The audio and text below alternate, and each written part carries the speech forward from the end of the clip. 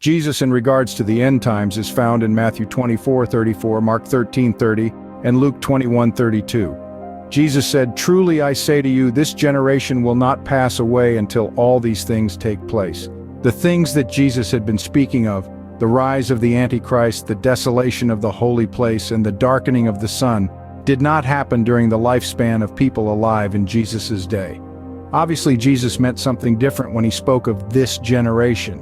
The key to understanding what Jesus meant by "this generation will not pass away until all these things take place" is the context.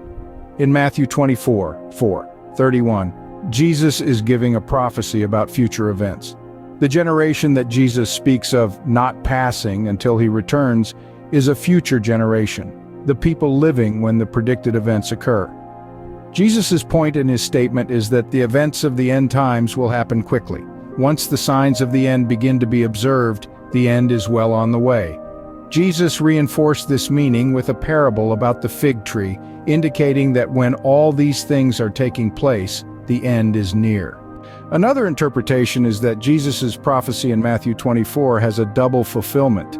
Some of what he predicted was going to occur during the lifetimes of the people he was speaking to at that moment. However, many aspects of Jesus' prophecy did not occur at that time.